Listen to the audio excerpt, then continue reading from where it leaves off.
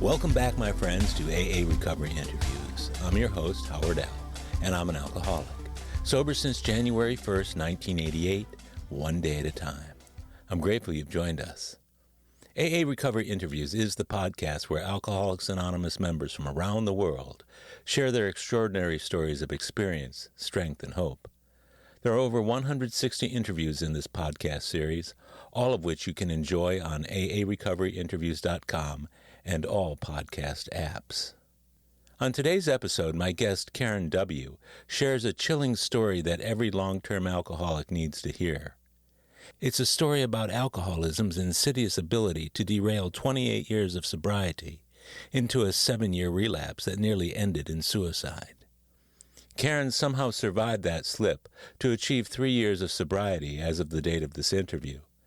Her chaotic life of alcoholism and drug addiction started in high school and culminated in her banishment from the family and a hard collision with reality at age 21. Karen found herself in a rehab facility where she experienced sobriety for the first time in many years and her introduction to Alcoholics Anonymous. For the next 3 decades, she was mostly an active member of the fellowship, though sobriety slowly started to lose its priority over the years. Surrounding herself with the trappings of a successful life, she gradually lost sight of the importance of AA and started to attend fewer and fewer meetings and distanced herself from the fellowship. By the time she slipped at age 50, her relapse was much worse than the life she escaped when she first got sober. For the next 7 years, Karen experienced inevitable deterioration of her life. She told her family she no longer wanted to live. That desperate cry for help marked her re-entrance into the rooms and a newfound desire to get and stay sober. Since that day in 2021, Karen has humbled herself to the realization that she simply cannot live without AA, nor does she want to. That she survived to make it back to AA is nothing short of a miracle.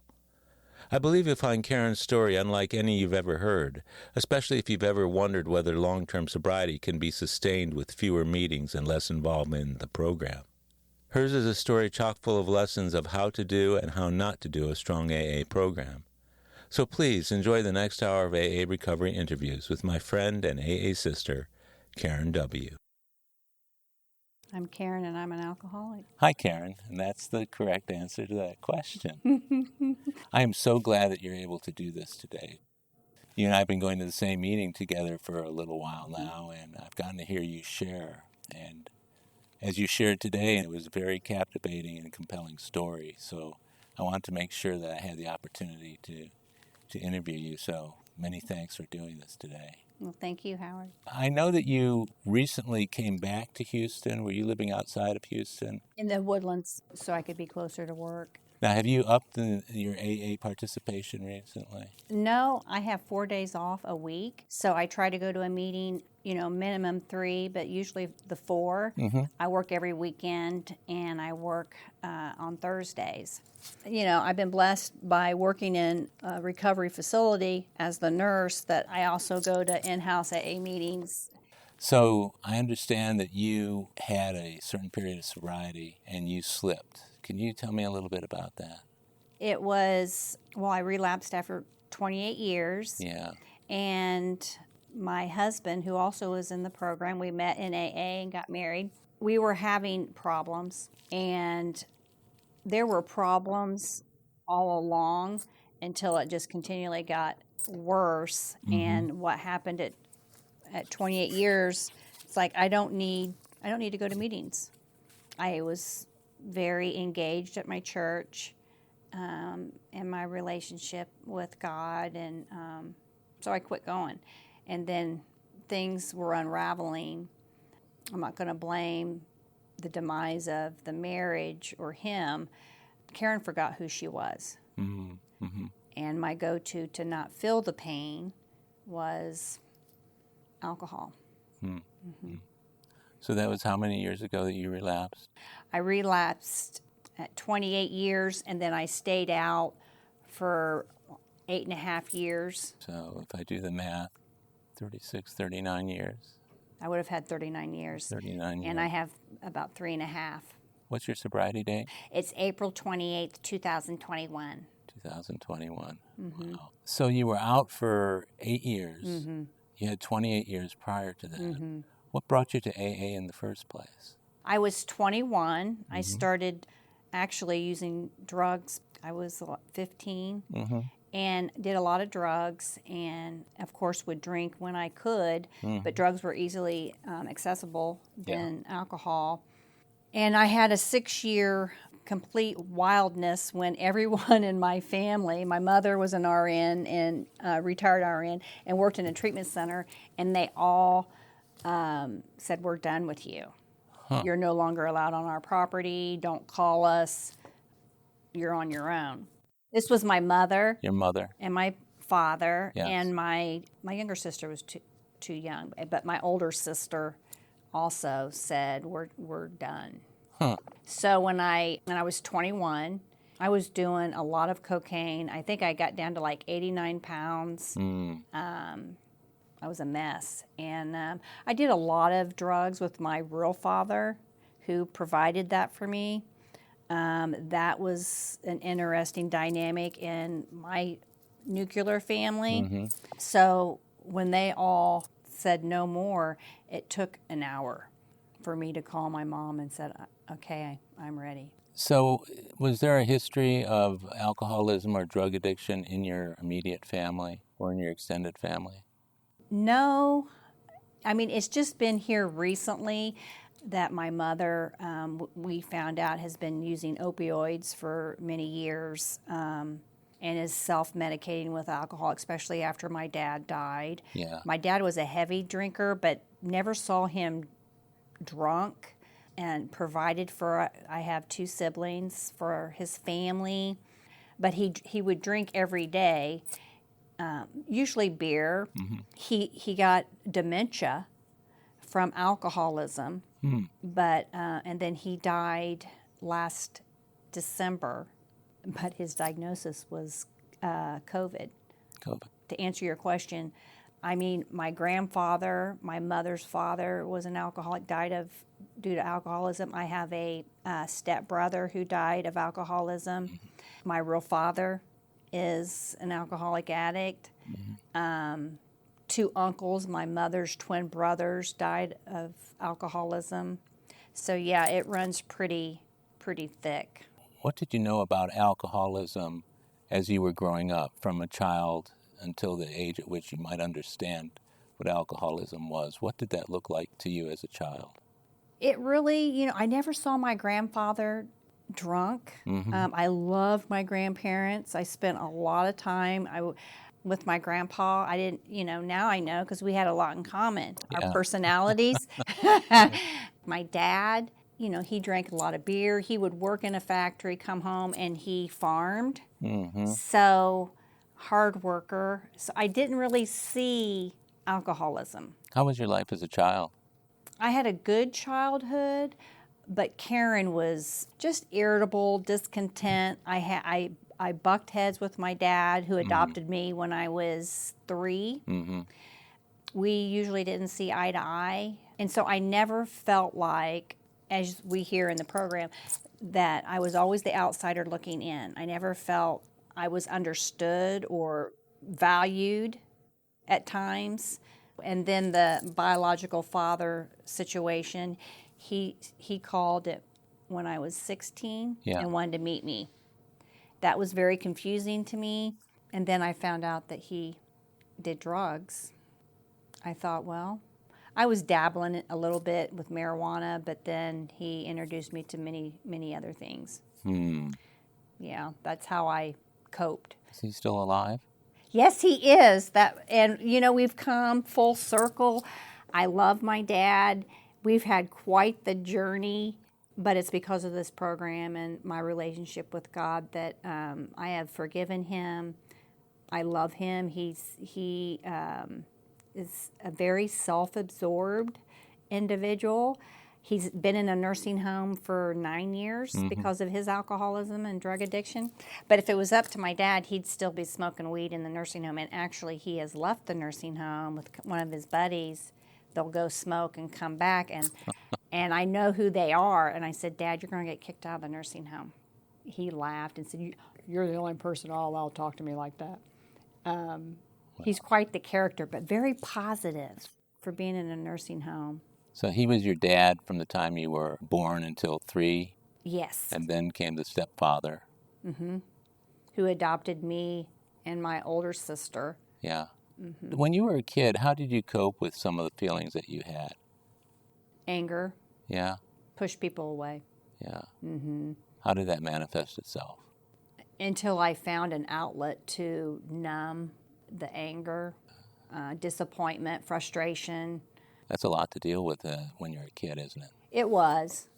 But I mean, being in this field for as many years and psychiatric nurse, I've been a psychiatric nurse too.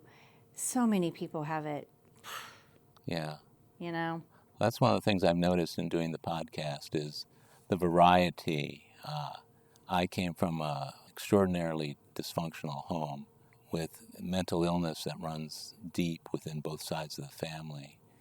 It always amazes me when I run into somebody who had a great childhood. I'm like incredulous. Mm-hmm. How can you possibly be an alcoholic if you had such a great childhood? And one of my friends, in fact, he was in the meeting today, he said it very simply in the interview. He said, I drank too much beer. I thought, yeah, that's it. So you can become an alcoholic for a lot of different reasons. When did you take your first drink or drug? How old were you? About 15. 15. Mm-hmm. And what did you think when you first tried it? I drank too much. We were at a wedding reception, at a family wedding. Yeah, I was, intoxicated, couldn't walk. I think my parents kind of just shrugged that off, like, she had too much to drink. She shouldn't have been drinking at the wedding with her cousin. So you made it to 16, meaning you got through middle school and part of high school not having drank? Yes. I was very involved in school, very athletic, cheerleader, sports, played varsity when I was a freshman, volleyball and basketball, ran track. And then when about 16, 17, and when I met my father, then I started hanging around a girl that was known for her drug use. And so it was off to the races then, huh? Yeah. The way it made you feel when you first drank, and you talked about your feelings at that event you were at where you got sick or drunk, whatever. What made you want to do it again? What was there about it that appealed to you? At that point, I don't think I was consciously thinking about anything deep or nothing like. I just liked it. I liked everything about it. Not just how it made me feel, of course, that was the biggie, but... Did it interfere with the things that you just told me you were doing in high school? Absolutely. In what way? Well, I quit everything. That must have been quite a shock to the people around you. Yes. What did you tell them when they didn't see you on the volleyball or basketball courts or on the track? I mean, the people I was hanging around, it was kind of obvious, but I still stayed plugged in with my girlfriends that we were friends in elementary. So we were still, but they knew that I was involved in things that they weren't. Yeah. Did you hang with a different crowd then as a result of that, or were you more of a loner? No, I hung out. I would seek out. I dated a gentleman who was very well known for dealing drugs, cocaine, a lot of pills at the school, and he became my boyfriend. That's a heck of a reputation to have, dating the school pusher. Yeah, he was 2 years older than me. Drove a one of those love vans. Back in the day when they had those crazy designs on. It was purple. Like a little VW. Drove a purple Harley, and so I hid that because everyone knew about Greg. And his father was big in the police force, and he knew what his son was doing, but they never arrested him. And where did you grow up? Muncie, Indiana. So you're a Midwestern girl. Mm-hmm. Hoosier. So you're dating this drug dealer, and you're 16 years old. You're engaging in all the things that he likes to do. What effect did that have on you, and how long were you in that relationship? I'll go back a little bit. When I was 18, I worked at the factory my dad worked at for the summer, and saw a man that I found attractive. He was a lot older than me. We started dating. And actually, cocaine was introduced to me by him. And so we were together, and I moved out of my house. I don't think I had turned 19, and he was in his mid-30s. And grew up pretty fast. And then everyone knew about Greg. And so Greg was involved in some drug situations. And So these men you were drawn to were all about the drugs that they were doing? I wasn't stupid, Howard. So that goes right to the reason for attraction then. Everyone knew Greg was a sweet man. He was a sweet, super, super smart. And I knew I would be safe with Greg. He was more like a friend, but I liked what he had to offer, which was the cocaine. Well, nice to be able to do that much cocaine and not have to worry about it. Where it's going to come from or what it's going to cost. Right. Because that's bankrupt more than a few people. Yes, it sure has. But it was that mindset of manipulation and lying and doing whatever I needed to do to get what Karen wanted. That's not who I am in my soul, right. But it definitely played a major role. It was all about what I wanted, how am I going to get it, and go after it. So the years between 18 and 21 when you came into the program must have been pretty wild. I mean, people don't just come into AA on a lark. What was going on in your life at that time that made you seek out AA? The girl that was known for her drug use, we were living together, and I was just with her for about 3 months, and then she got put in jail, and I moved back home. My mom was such a huge enabler. She would rent a house for me so I could not be in the family, but I was still, she knew what I was doing. I would total a car. They would, buy another car. Oh, what she needs now is college. Let's get her to college, and that'll be the thing until all her efforts. And of course, as the active alcoholic drug addict that I was, loved it until she finally had enough. It took me an hour. And I went to the treatment center that she worked at, but she couldn't work when I was there. And that was in 85, February 19th, 1985. Wow. So all the cards came tumbling down. Yes. Around that. Do you think you might have gotten to AA sooner or gotten into recovery sooner had she not been doing that degree of No. No. I would have. Maybe, though. Yeah. Maybe. But I don't know. Yeah. Well, that's interesting that I know you and I both know people in the recovery field, even people who own treatment centers and other things like that their own kids have the problem in spades, and they can help everybody but their own kid. Sounds like your mother did what she could to help you, like most people would do, getting the house, buying the cars. But then the thing that she did for a living that you were engaged in prior to getting to AA, she wasn't able to help you until you were ready. Yeah. So what happened in that last couple days? That hour was so significant. Completely alone. Really? Yeah, alone, miserable. What had happened to your relationships? I mean, they were still involved. I still was seeing the older man up until I went into treatment, and then Greg and I were still together. And he actually came to Family Week, which was amazing for him. He died, and so did Larry, who I lived with, that worked with my dad. He's gone. Sorry to hear that. Yeah. So I guess complete being alone and miserable and tired of being so angry and pushing everyone away who wanted to care for me or help me. I remember maybe when I was going into, maybe I was 17 when and I didn't spend a day without being under the influence of something. And I came home and my mom and dad said, get in the car, we're going to take a ride did not know they were going to drive up into a treatment center. Mm.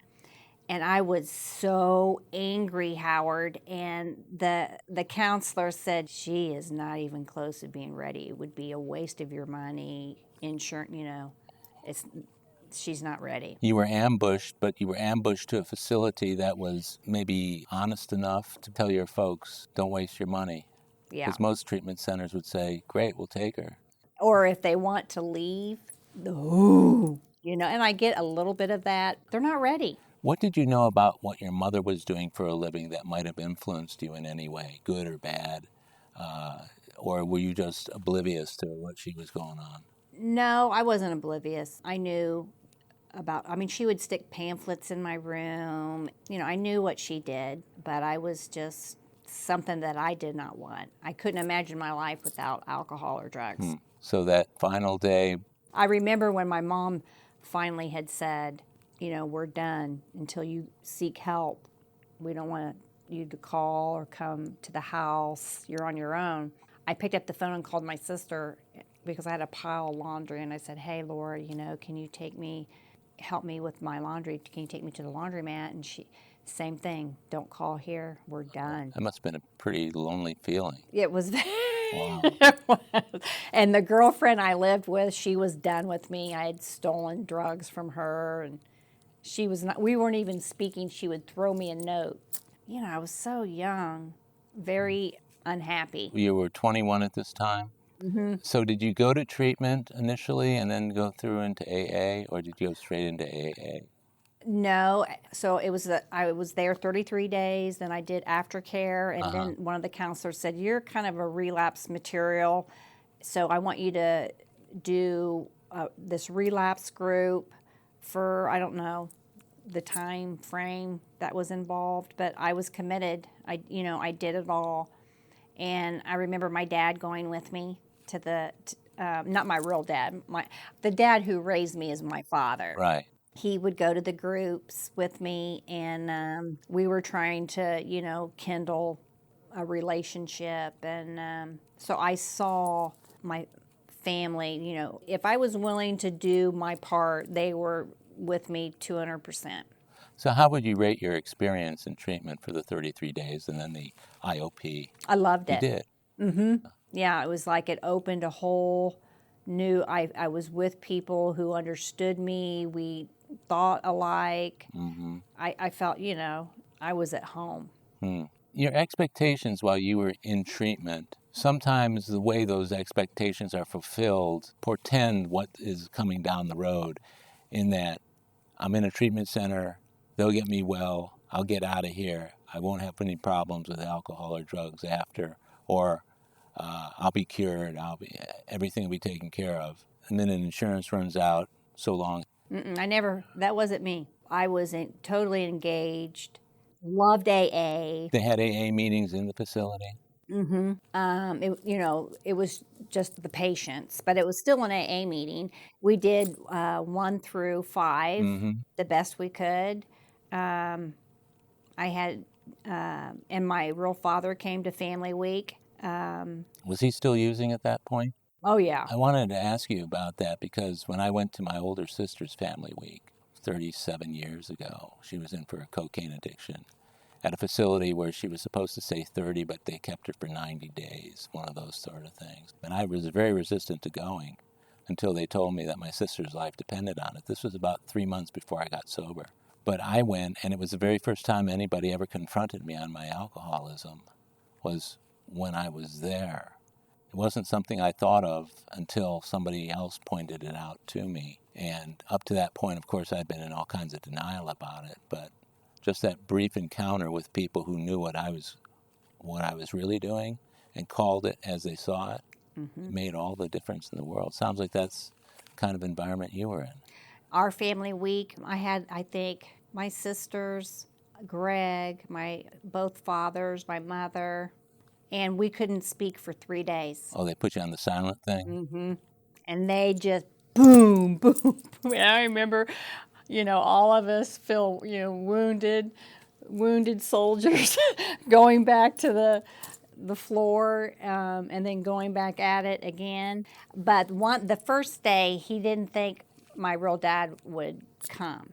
So when he did show up, he allowed me to speak what I wanted to say to him, and that was cathartic. I mean, it was like a starting point of him and I's journey. It's like group therapy for the family, isn't it? Yeah. So they were there for a week. He didn't come back. Oh, he didn't come No. back. My younger sister, a couple years younger than I, she came for the family week. She came into the first meeting. She had landed that morning at the airport, came into the meeting.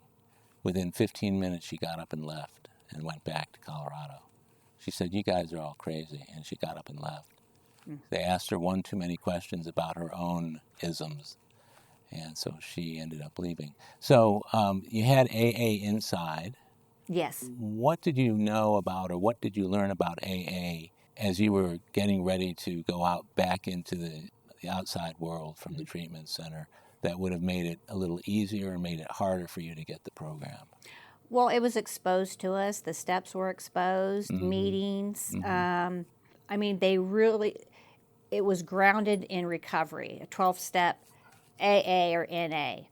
And so I knew that was, you know, the expectation. And now I don't think consciously the alcoholic, I know when I drank heavy. The drugs, no, yes. But I mean, looking back after, you know, having a longevity in the program, I wasn't maybe thoroughly convinced. The drugs, yes.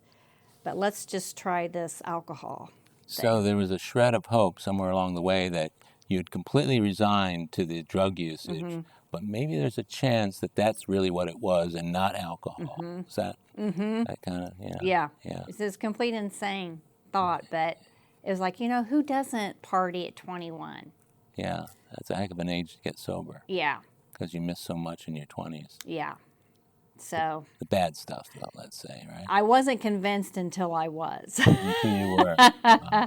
without a shadow of a doubt. So you did 30 days in inpatient, and Yes. you did, what, 6 weeks in IOP? It was 6 weeks, and then I don't know how long the relapse group, prevention, that I went to, and then I started going to meetings.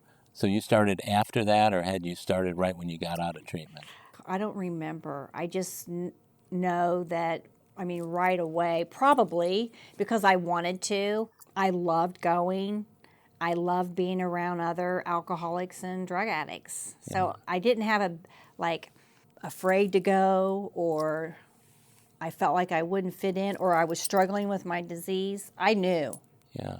So is it safe to say that you really didn't have any reservations going in? No, none. What were your first meetings of AA like when you very first, you'd gotten out of treatment, and IOP and the relapse prevention program? What was it like your early days in going to AA meetings? Wonderful. Really? Yes, it was. It was called the Alno Club, and it was right in the middle of Ball State University. A lot of the fraternities, and it was this beautiful house, old house. We had both downstairs and upstairs kitchen, so you get there early. You know, you make the coffee, you clean the ashtrays. I had a very mean sponsor, Eunice, who really put up with no shit from me. And that's what I needed. I needed someone not to baby, caretake, but to really kind of be firm with me. Was she somebody you chose? Yes. What made you choose her? She had a lot of sobriety, and she was exactly who she said she was. She was a straight shooter. Yeah. Oh, my. Yeah. And I loved her dearly, and I know she loved me. How soon did she get you started on the steps? Right away. Right away. Yeah, right away. We worked the steps. And in treatment, I was exposed to that. The best we could, you know, when you're in treatment. But we were exposed to the steps, and we worked 1 through 5. Did she make you rework 4?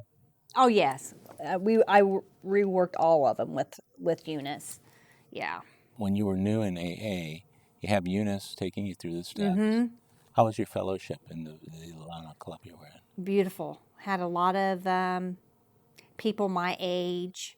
Now, I got sober in 85, and then I was working downtown, and I worked at a title company, and a fellow who dated my older sister started talking to me. Mm-hmm. He was, it was like, here's this person who is pretty much established. He, in his career, not a partier, not who I was used to being around, and he gave me attention and wanted to go out. So he was an alcoholic. So I only had a year sober. I was a year sober, and we got married. Were you living on your own at the time? No, I was back home after I got out of treatment. Okay, so you went back home. You're going to the meetings on the campus of Ball State. And just figuring out how to do everything sober, because I did nothing sober. And was he sober? He was sober. He had no, we would go out to dinner, and he would leave half a glass of wine. He didn't go to Al-Anon. He was very supportive. Mm-hmm. He was a workaholic, but he, of course he couldn't get it. So he was just a normal drinker. He was just normal. So you guys got married at 1 year. Mm-hmm. It sounds like maybe you waited until the extension, the deadline of don't date anybody for 1 year. Did Eunice pound that into you? That used to be conventional wisdom. Yeah. Yes, says no major changes within the first year. It's been so long ago. I know that I was nowhere near ready to get married. Yeah. And so we got married. We moved to Dayton, Ohio. He got a job promotion. So I moved from Muncie, Indiana to Dayton, Ohio. And then that's when my AA just, boom, there was so many young people getting sober, and we had, fun. I've gone to meetings down in Dayton when I was up there on business, and there's some strong meetings. A lot of them are an hour and a half long, aren't they? They weren't back then. They weren't. No, okay. Yeah. Just an hour. A lot of, we called them leads. That were, you get up in the podium and you share your experience, strength, and hope. Yeah. But it was more prevalent back then. We had grapevine meetings, and we were probably all in our early 20s, and we just had so much fun in sobriety. We'll be right back. My friends, if you're enjoying AA recovery interviews, I invite you to check out my latest audiobook, Alcoholics Anonymous, the story of how more than 100 men have recovered from alcoholism. This is the word-for-word, cover-to-cover reading of the first edition of the Big Book, published in 1939. It's a relaxing yet meaningful and engaging way to listen to the Big Book anytime, any place. Have a free listen at Audible, iTunes, or Amazon. While you're there, search for my other audiobook, Lost Stories of the Big Book, 30 original stories from the first and or second editions, missing from the third and fourth editions of Alcoholics Anonymous. It's an engaging audiobook that brings these stories to life for AA members who've never seen them. These timeless testimonials were originally cut to make room for newer stories in the third and fourth editions. But their vitally important messages of hope are as meaningful today as they were when they were first published. Many listeners will hear these stories for the very first time. It's also available from Amazon as a Kindle book or in paperback if you'd like to read along. You're going to love it. And we're back. Now, once you worked the steps with Eunice, what was next? Got married. We moved to Dayton, Ohio. Continued to work the steps. I got a new sponsor. All my friends were in AA. What happened to Eunice? She died. She was in a nursing home, and I don't recall her diagnosis. She was sober. Not great to be around people who stayed sober till their last breath. Yeah. So it sounds like your initial foray into AA in the first number of years, was there a pink cloud period that you were on, or was it just pretty steady? It was pretty steady. I was just really engaged in the program. I went to Indiana Business College and got a receptionist secretary diploma, but I wanted to go back to school. And so, I was older, 24 maybe. Mm-hmm. And I remember just that experience going to college, and it was like, wow. Just everything was like an adventure, and I just ate it up. And this is after you're already sober? Mm-hmm, yeah, I was sober. and I was in Ohio. My marriage ended. We were together 3.5 years. Did your sobriety play a role in that at all? No, we weren't in a really good spot. Not one particular incident, but just really never felt understood. And of course, he probably felt I didn't know who I was. So he came home one day and said, I got another promotion and we're moving to Arizona. And I said, no, I'm staying in Dayton. Mm-hmm. So he moved on to Arizona and actually married a woman that worked for him who also moved to Arizona. And he's still married to her and has kids. And I have no anger or nothing. I mean, What did you feel at the time? I didn't know all that till later. And actually, it was funny. It was with my grandmother who heard about Larry and this woman when she was at the hairdresser. And I remember saying... This is while you guys were married? No, this was after. After, okay, yeah. And I said, Grandma, I really don't want to, hear any more about all of that. It was so, looking back, that's kind of funny that my grandma, the hairstylist, is talking to my grandma. Muncie is a very small town. I grew up in Cowan, a rural area. Everyone knew everyone. So you're living in Dayton. You've just gotten divorced. Just got divorced, stayed in Dayton, had a little apartment. Actually, Larry helped me decorate my apartment, and I lived right behind University of Dayton, UD, big Catholic college. Me and my little black schnauzer called ODAT, one day at a time, my AA dog. Okay, that's great. Little AA service. My little AA dog. Like a little service dog, huh? Yep. So you're in your early 20s and you're back in school, and of course those are both environments and times in our life when, for a lot of us, it was true for me, where I did the most partying and the most, raised the most Cain. What were those years like for you with the outside influences of the world versus your AA program?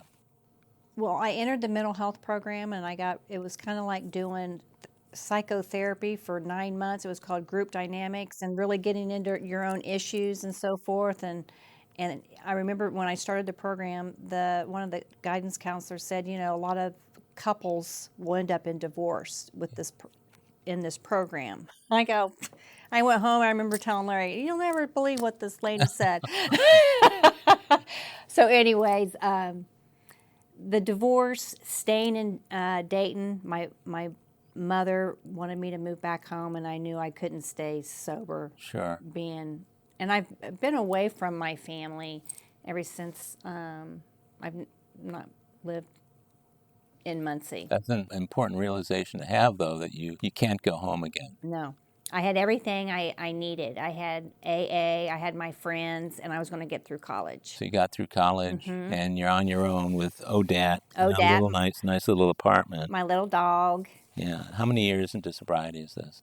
Well, 85. I got 85, so 85. I was 21, 22. So would that be 5 years? I don't know. 85 to... I graduated nursing school in 92, but I went 5 years in college, all summer, all year round for 5 years, and I had a mental health degree too. Okay, so it was like 6 or 7 years. Still very plugged in in the program, in the steps, and met my second husband in the program. And we were best friends. And you supported each other in your own programs? Yes. Did you go to meetings together? Yeah. Yeah, sometimes I think that's a little dangerous because there's certain things that you will and won't say in a group where your spouse is sitting right there. I know the handful of meetings my wife and I went to, like the family afterwards meetings, they were always awkward because I would hear her say something that I didn't know, and it was like, why don't I know this? We went to meetings together and apart. We both worked a very strong program. We were married maybe a year when we said, let's live close to the ocean. We have jobs, we can go anywhere. And so we picked Charleston, South Carolina. Oh, that's a beautiful city. And we didn't know if we were going to like it, so we stayed for 6 months in an apartment, and we fell in love with it, and already had an AA community that we loved, and Gone to meetings there. Automatically, yeah. It was like the promises of being truly free, able to do and go, engage in life, and yeah, it was beautiful. We learn how to fit in, too, which is what's great about AA. Not only do we fit in when we're visitors to meetings, but when the fellow who I just interviewed last week, he just moved here from Austin back in September, and he just dove right into the middle of the program. So I see him in 3 or 4 meetings a week. And somewhere along the way, I mentioned to him, man, you seem like you've been here a lot longer. But he said he learned how to fit in by the meetings that he went to. It sounds like you found your people right away. Yes. It was a lifeline. Yeah.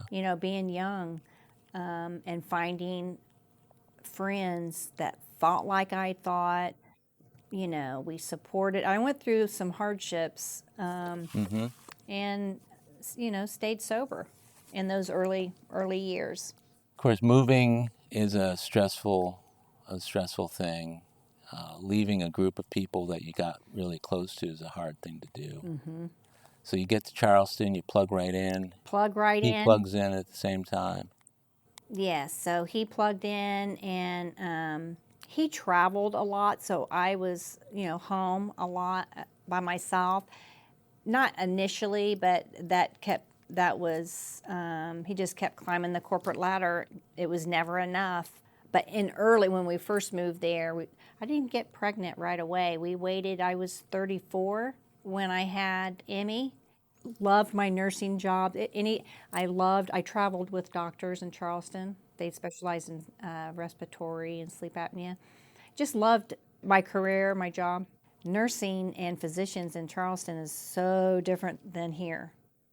They definitely, you have to earn their respect. They have that God complex. I worked with 5 of these doctors, and it was difficult to gain their respect, and because they weren't real nice. They loved their patients, and we treated very poor patients.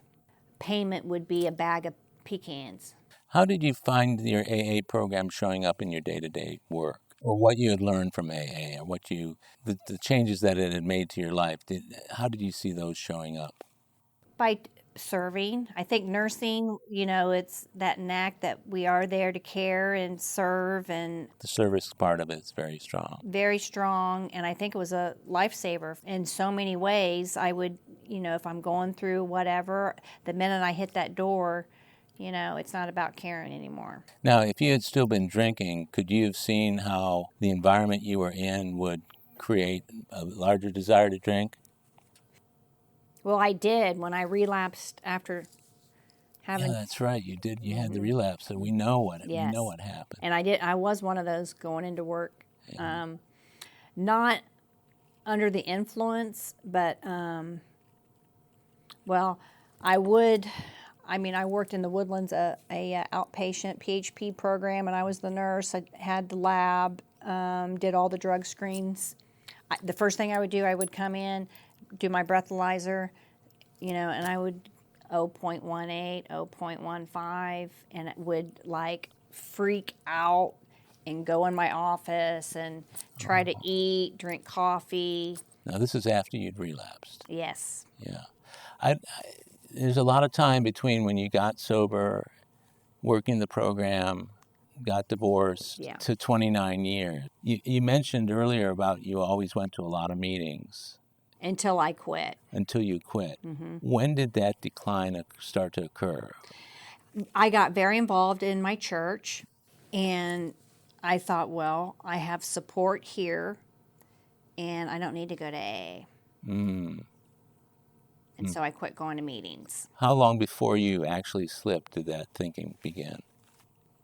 Probably 5 years. 5 years? Mm-hmm. Wow. The thought, I don't need AA.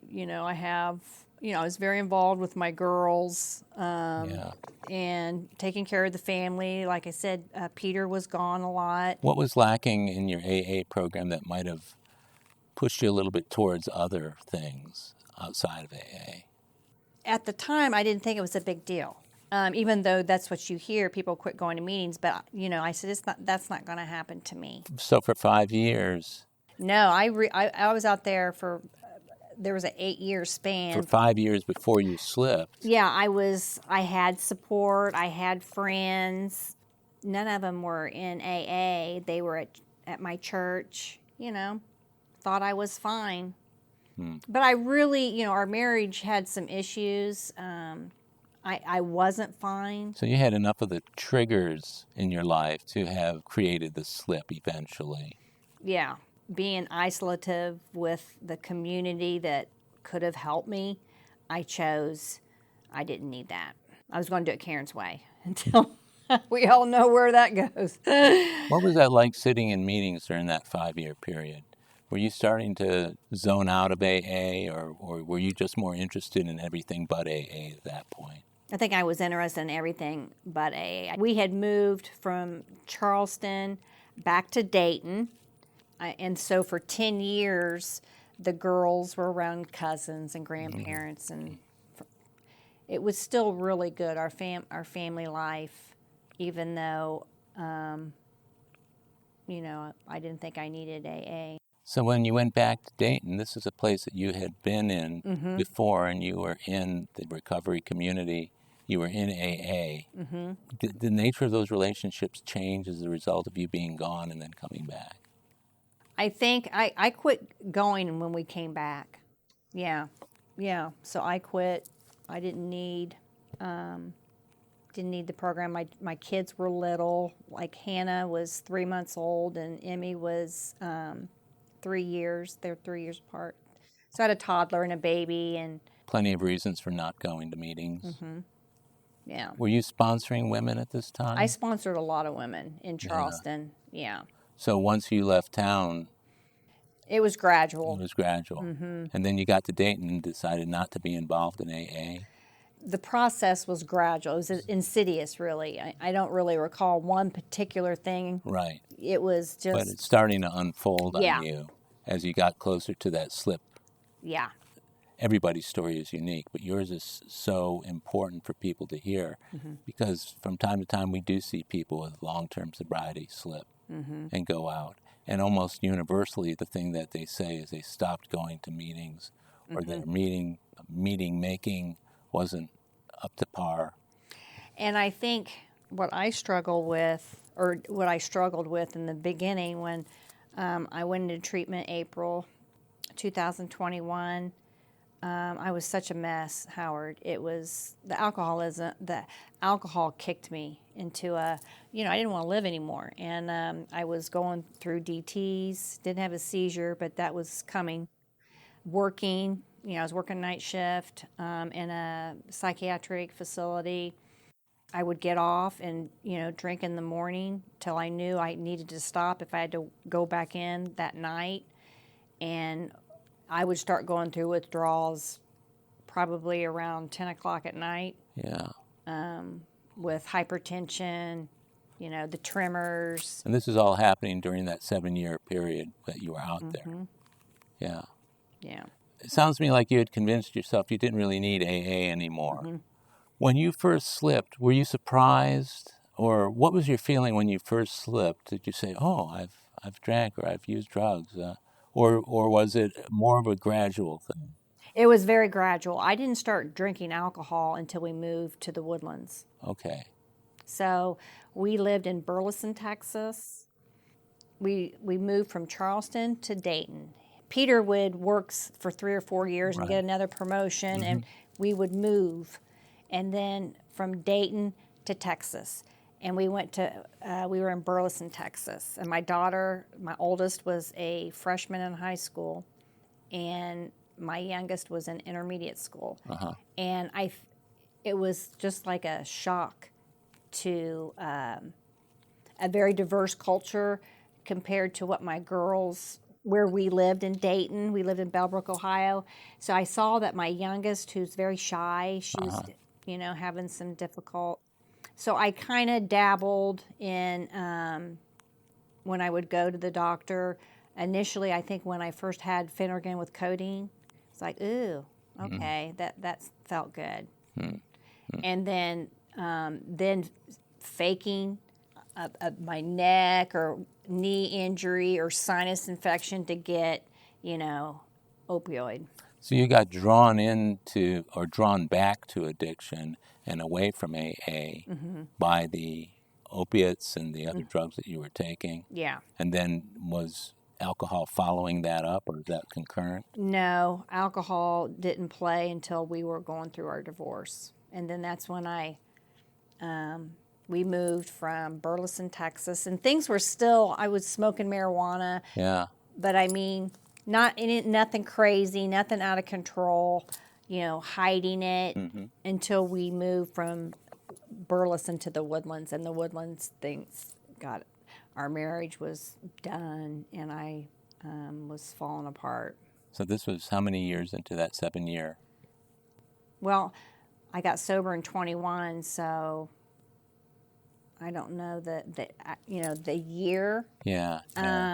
But it was 3 years, the process of divorce and being newly divorced. I got out of the Woodlands to get my hair done because it was so expensive, and I went to this salon, and the girl was pretty rough, and I thought she was, I get along with everybody. Yeah. So she scared my youngest daughter, and I knew I could probably get more than just smoking marijuana or slipping a opioid at the doctor. And I saw a psychiatrist. She would prescribe Xanax for my nerves, anxiety, and I said, "Do you know anyone who has cocaine or marijuana?" And she said, "Yes, I do. He has cocaine." And he was a bandito. So you were off to the races at that point, huh? And he did not want me involved at all. He said, "You don't need to be around me and what I do and who I hang with." So that was your source of the cocaine. Back to the cocaine. Back to the cocaine, and you were drinking. And then I was drinking. And this is into that 7-year period that 7-year relapse that you've been talking about all along. So I knew I had to quit the drugs. I wasn't working in nursing. I showed model homes it was called, they had properties all over. And so I knew that I had to pull my shit together. I knew with my license I couldn't do any drugs because I would be drug screened. So I quit everything except the alcohol. You were able to get off the drugs? Mm-hmm. And actually that bandito, he died. Okay, so that connection went away. Yeah. So I was out of necessity. I think he saved my life. Yeah. By dying. Well, that happened. I mean, I don't want to laugh. No, but yeah. I get it. Yeah. How are the people around you who knew you while you were sober? I'm talking about family and kids and that sort of thing. At what point did you start to notice that they were being impacted by your addiction and your alcoholism once you slipped? I think like 3 years before I went into treatment, it was affecting my girls. They didn't like seeing me drink. I said, well, they're now both in college. Yeah. One had graduated A&M. One was starting A&M.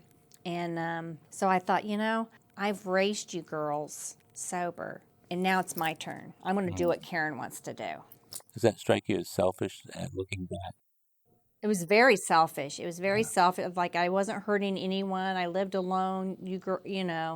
Yeah, it was very selfish. And then I would have to show up at an event. My daughter going to, I think it was her sophomore year, and I was supposed to, help her move in. Didn't show up, and of course Peter's calling, said, get your shit together. You need to get here. And I was hungover, couldn't do it. So by this point in your relapse, you're on that downward slide. Yeah.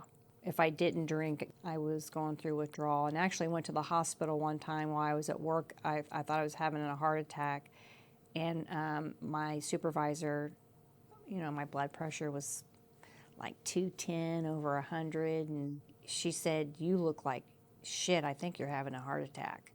It's withdrawal. So you went through the withdrawal, and then the wheels fall off completely? What did that look like? I was in my apartment, and I guess I was calling family, my sisters, Peter, my daughters, said I was going to kill myself. I didn't want to, I can't. I'm done. Did any of the people you were working with at that time, Didn't know. they didn't know? No. And so here you are sitting alone in your apartment drinking, telling family that you really didn't want to go on living. No. And I had an episode where I had to go to the hospital because of withdrawal, and Peter at that time was home. I don't know why, but he drove me to the emergency room and they prescribed Xanax. So right before I went into treatment in 2021, I was doing Xanax and drinking myself to drink as much as what was in front of me. And I would never drink and drive because again, I'm thinking my license. Yeah. I would either Uber or I'd have it brought to my house because that was my lifeline. I didn't have a husband to support me. It was me. So I knew not to drink and drive. How long did you entertain the thought of committing suicide? I don't know. I was pretty miserable for 3 months or so. Yeah. So that takes you right up to the abyss, doesn't it? Yeah. It was very dark. How did that moment of clarity express itself? My family had called the police and they did a wellness check. What's it called? Well check. Mm-hmm.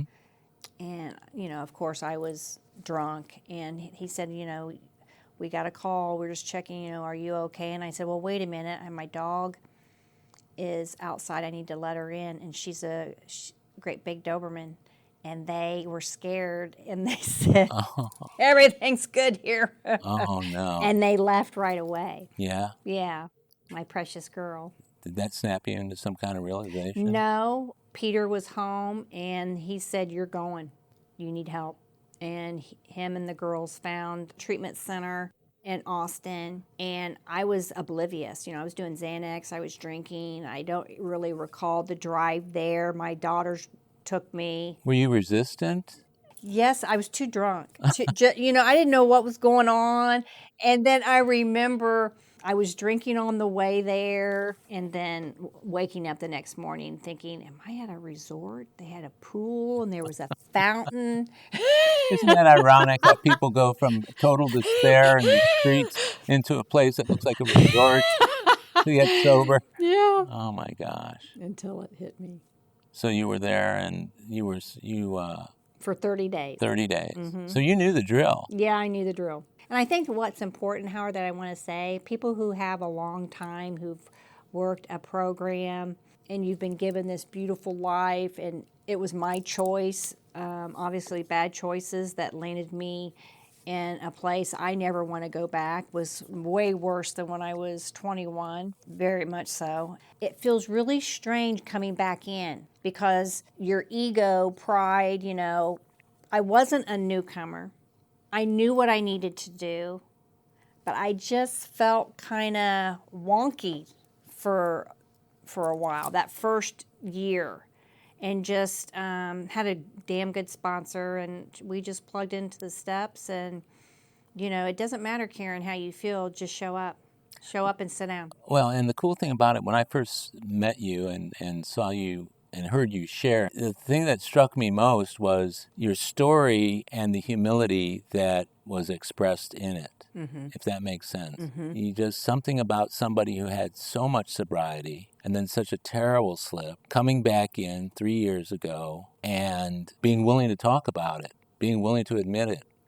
I don't know that I'd ever make it back. In fact, that's why I tell people all the time that if I go out, there's no way I'm getting back here, because not only will it mean I've slipped, but it'll mean I've thrown away something I've worked so hard at for so long. That was a really hard hurdle to... Was it? Yeah, because I was, of course, ashamed. I had hurt my girls. I had thrown away, but I really didn't. I really didn't lose what I gained in recovery. It was just, this is part of my journey and part of my story, and I am a newcomer. I definitely don't know it all.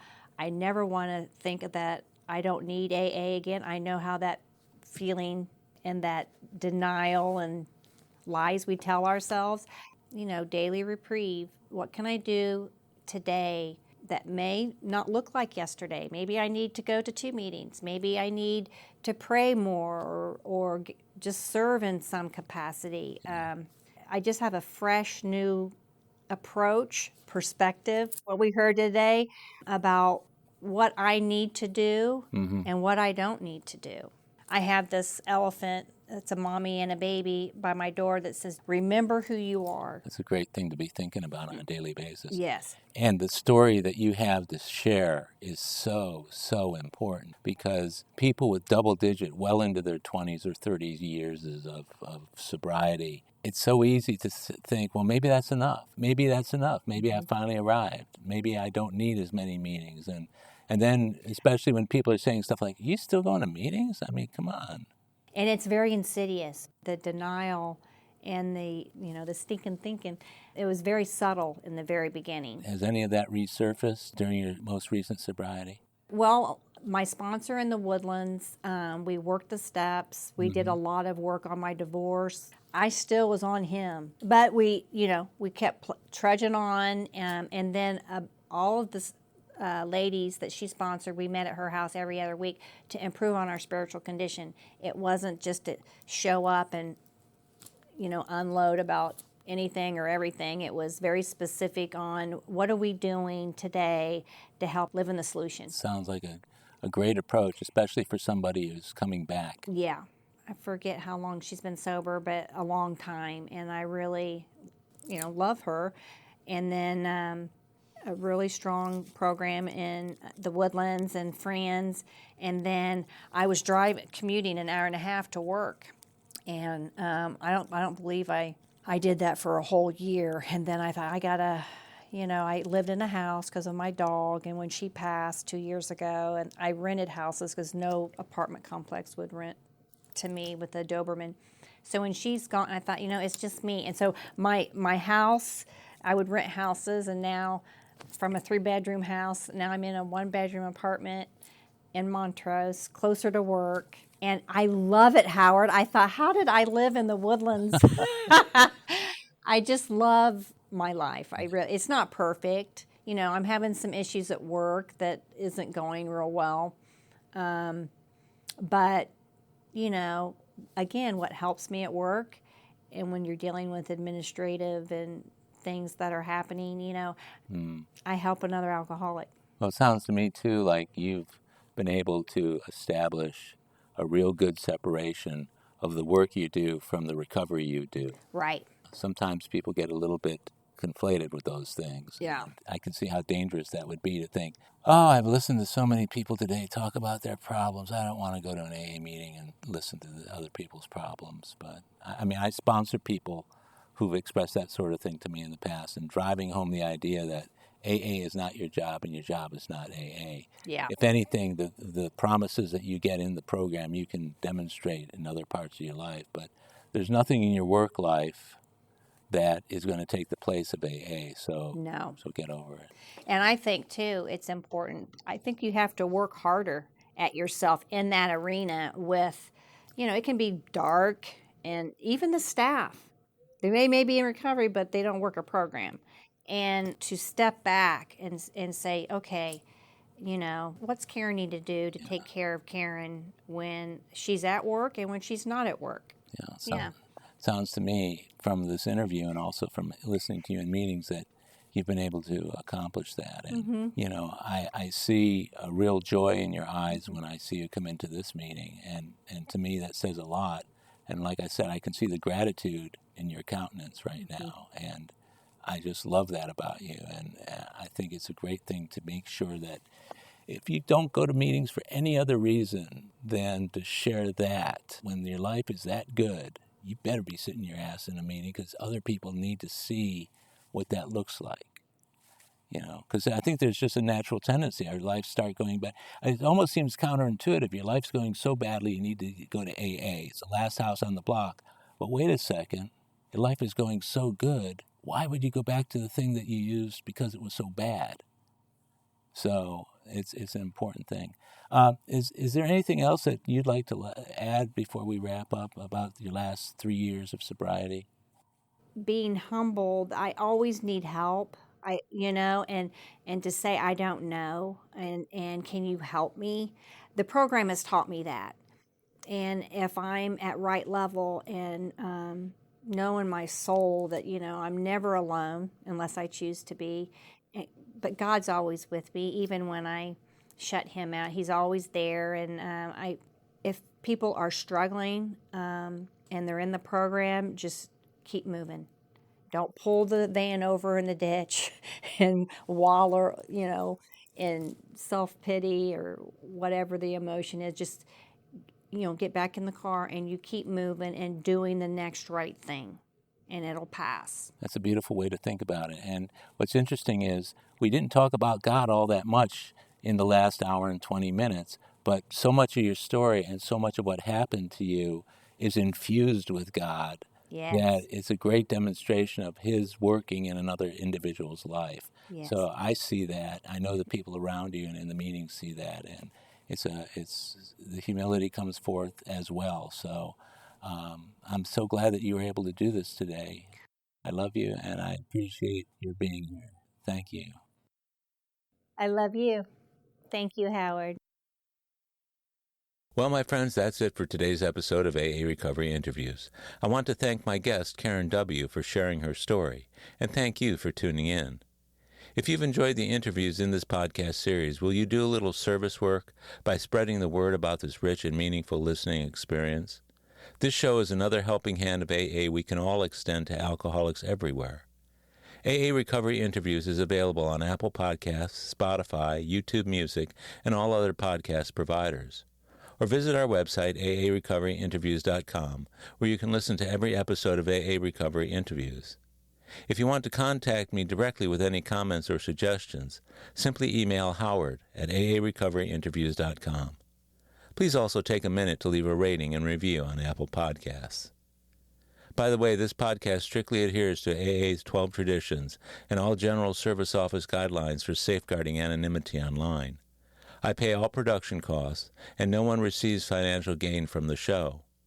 AA Recovery Interviews and my guests do not speak for or represent AA at large. This podcast is simply my way of giving back to AA that which has been so freely given to me. The next episode of AA Recovery Interviews is on the way, so keep coming back. It'll be here soon.